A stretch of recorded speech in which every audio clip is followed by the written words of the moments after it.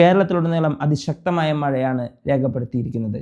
കാലവർഷത്തിനൊപ്പം ന്യൂനമർദ്ദം കൂടി രൂപപ്പെട്ടതോടുകൂടി സ്ഥിതിഗതികൾ അതീവ രൂക്ഷമായിക്കൊണ്ടിരിക്കുകയാണ്. ആലപ്പുഴയിൽ നിന്ന് നമ്മുടെ റിപ്പോർട്ടർ സുരേഷ് KP ചേരുന്നു. എന്തൊക്കെയാണ് സുരേഷ് ആലപ്പുഴയിലെ വിശേഷങ്ങൾ?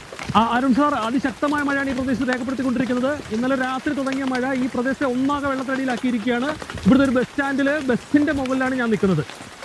സുരേഷ്, നിങ്ങൾ സൂക്ഷിക്കണം. സേഫ് അല്ലേ നിങ്ങളിപ്പോ? കുഴപ്പമില്ല സാർ, ഞാനിവിടെ സേഫാണ്. പിന്നെ മീനിന്റെ ചെറിയൊരു ശല്യം അത്ര.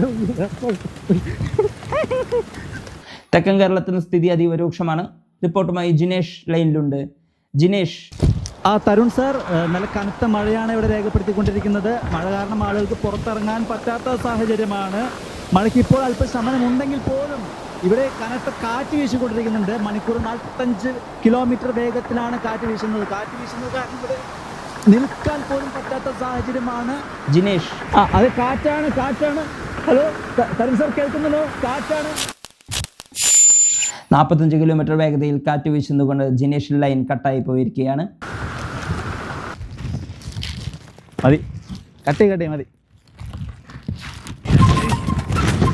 ഇവിടെ മതിയോടെ വീശിയത് വന്ന് അടിക്കാൻ നോക്കി.